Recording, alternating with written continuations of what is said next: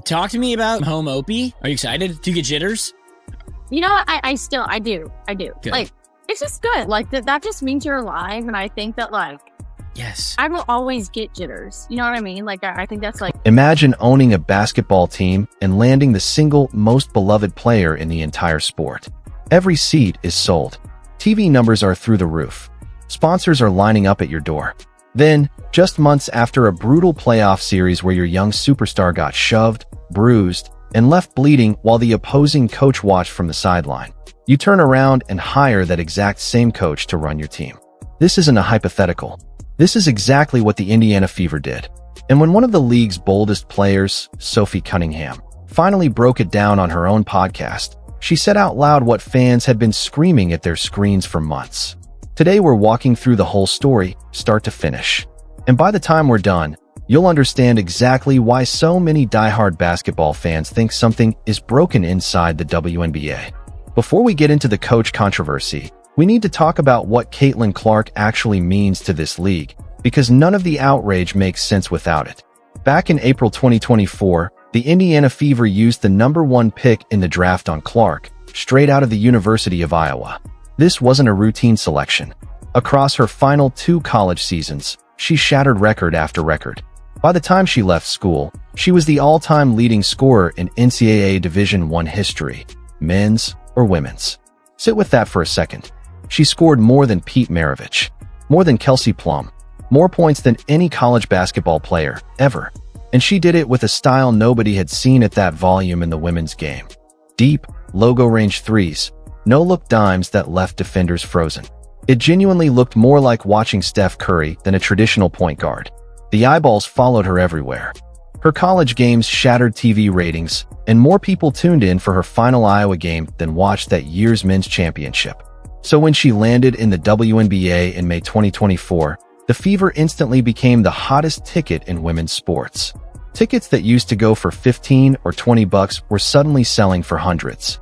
Arenas had to move games to bigger venues just to keep up with demand.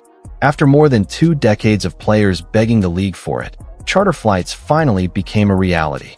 And most players will openly admit it. One rookie made that happen. But here's where the story turns ugly, because not everyone in the league was thrilled about it. Not even close. From her very first preseason game, it was obvious Clark wasn't getting a warm welcome. Veterans had a phrase for it, paying your dues, and night after night, they made sure she paid up. Just weeks into her rookie season, Shindy Carter of the Chicago Sky shoulder-checked Clark to the floor on a dead ball, meaning the play was already over when she got hit. The league initially called it a common foul. Only after public backlash and viral replays did they bump it up to a flagrant. But the message had already landed. Rookie, this is what happens to you here. Later that summer, Diamond DeShields delivered another hard body check on Clark, again away from the ball, again upgraded to a flagrant after the fact. Same script, different night, different opponent. Then came June 17, 2025, against the Connecticut Sun guard Dejournay Carrington poked Clark directly in the eye. Shortly after, teammate Myisha Hines-Allen knocked her to the ground. The Fever bench exploded.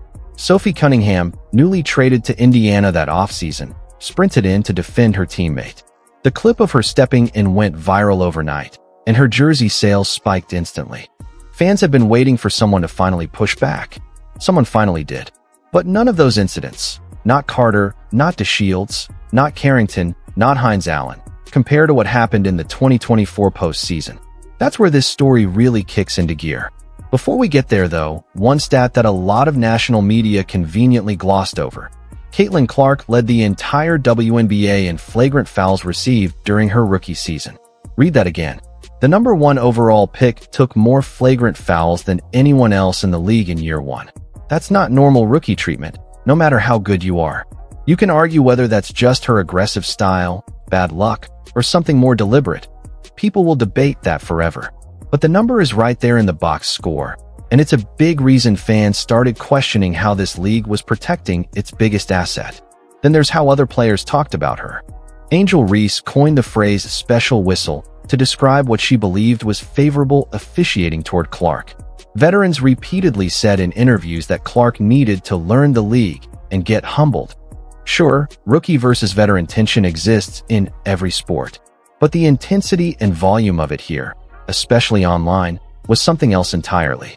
And Sophie Cunningham would later suggest the real root of it had nothing to do with basketball at all. Now to the moment that changed everything. September 22nd, 2024, Mohegan Sun Arena, Game 1 of the WNBA playoffs. The Fever versus the Sun, Indiana's first postseason appearance since 2016. On the Connecticut bench, head coach Stephanie White. Remember that name? She's about to become the second major character in this story. Less than 2 minutes into the game, Clark threw a routine pass to Aaliyah Boston. Sun guard Dejanai Carrington lunged to contest it, and her hand, with a long acrylic nail, caught Clark square in the right eye. Clark dropped to the floor, clutching her face. No foul was called. Play continued. To be fair, both Carrington and Clark said afterward they didn't believe it was intentional. When asked about it the next day, Clark basically shrugged it off, saying it wasn't deliberate, just watch the play. So let's stick to facts, not conspiracy. But here's what's also true. The nail did make contact. Clark walked away with a visible black eye. She shot 4 for 17 from the field in a 24-point loss.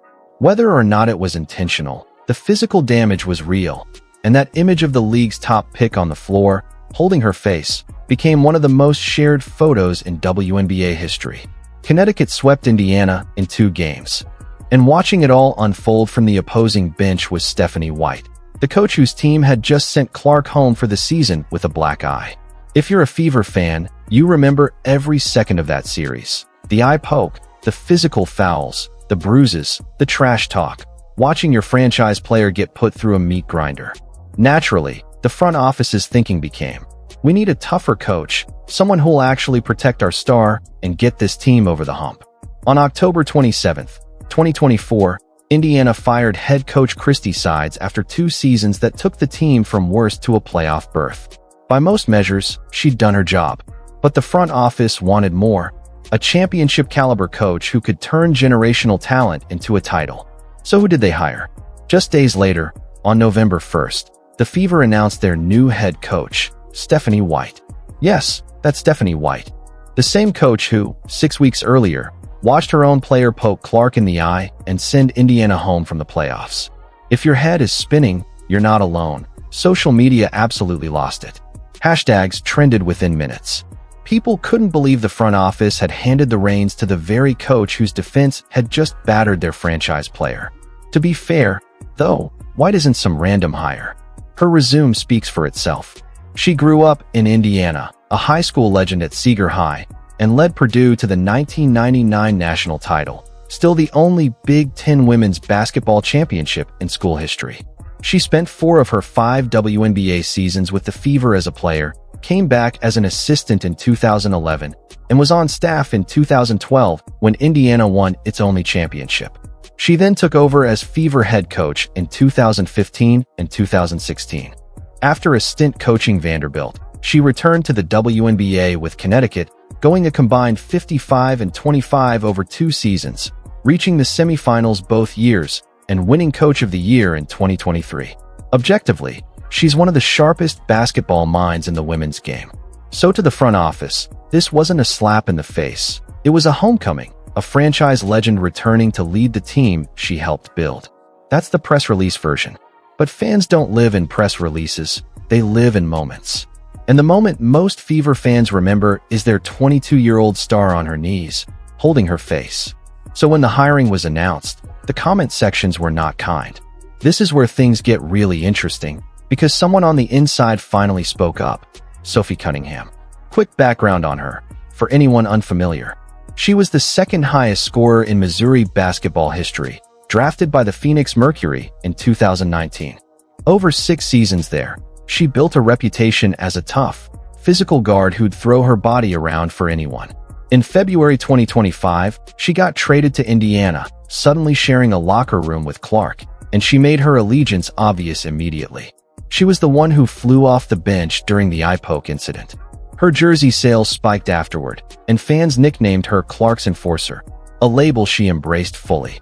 In July 2025, Cunningham launched her own podcast, and she didn't hold back.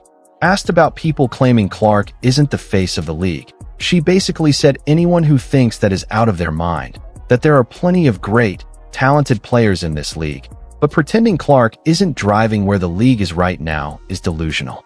She pointed out that the charter flights, the ratings, the money, all of it traces back to one player, and anyone too jealous to admit that is only hurting themselves. Coming from a 7-year veteran with nothing left to prove and nothing to gain from lying, that hit different than the usual fan complaints. She didn't stop there either.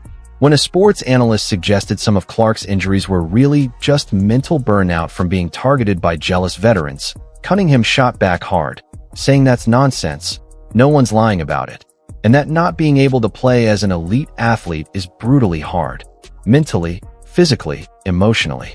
She wasn't backing down. Now connect the dots. Dejanai Carrington, the player who poked Clark's eye, was coached by Stephanie White for 2 seasons, and even won Most Improved Player under her in 2024. So when White got hired, fans didn't see a resume.